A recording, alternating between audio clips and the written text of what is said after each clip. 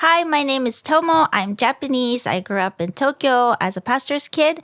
And for the past 13 years, I've been a missionary myself in a rural part of Japan, along with my American husband. And we've been working with local churches in Japan. And today I wanted to share with you 5 things you can do to build a good relationship with the Japanese church. This will be particularly helpful for new missionaries, but I hope it's going to be also helpful for people just visiting a Japanese church. And this is not a comprehensive list, and it's just my personal opinion, so just please take it with a grain of salt. Number 1, offer to help with chores like cleaning and dishes and things like that. In Japan, a humble, hardworking person who is willing to do the humble job without recognition is highly regarded.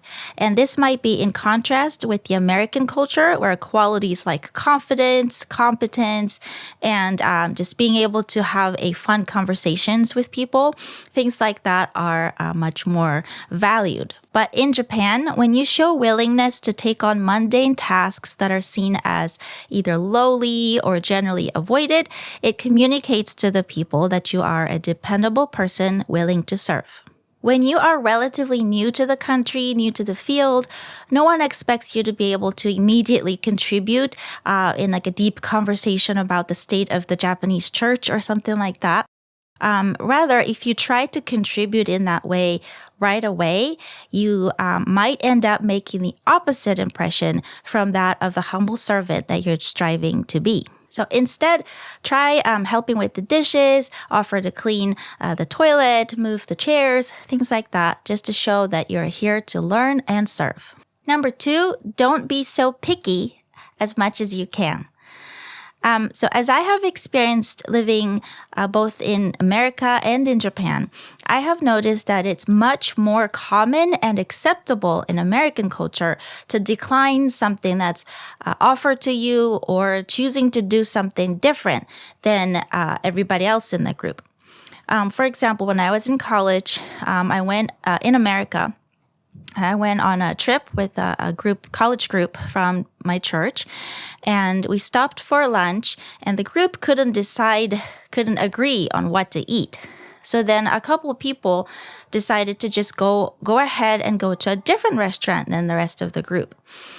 And it was like pretty normal in America, but for me back then, coming from Japan, I was like really shocked to see that they did that.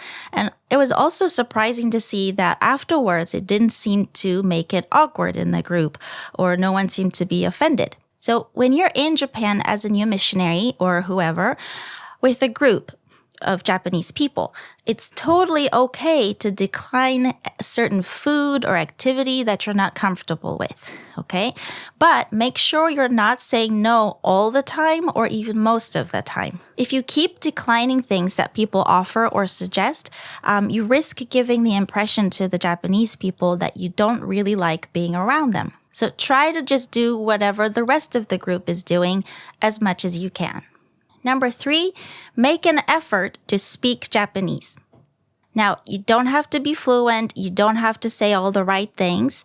If any of you have studied the Japanese language for any length of time, you might have been told that in Japanese, there are certain ways to address different people, certain way to talk to people, different words you're supposed to use in different situations, or else you will be rude, which is true. But don't be so caught up with all these rules and be so scared to make mistakes to a point where you're not willing to engage in small talks with the people in the church. People can see that you're new to the culture and you're still learning the language, so people will be much more gracious to you making mistakes. So if you're not sure if you said the right words, just ask them. You can say, 今の言い方で合ってますか?失礼だったらごめんなさい. Something like that. Just openly acknowledge that that's what you're thinking. So people will feel comfortable approaching you, and they might even be able to help you figure out what words to use in that situation. It takes humility and courage, but don't wait till you can speak perfect Japanese to start talking to people. Number 4, expect and accept that everything is different. Whether you're visiting a missions field or just arrived as a missionary a few years ago, have you ever kind of watched what people do and thought, why do they do it this way? Like, there's a much better way to handle this.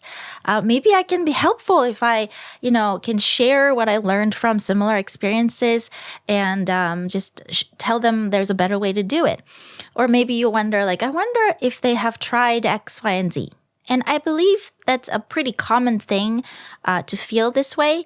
But when you are in a missions field, especially if you're relatively new, just remember that there might be some context that you're missing, or maybe some factors that you haven't seen yet that make it difficult for them to do it. So everything is different in a different culture, right? So what's obvious to you is not necessarily obvious.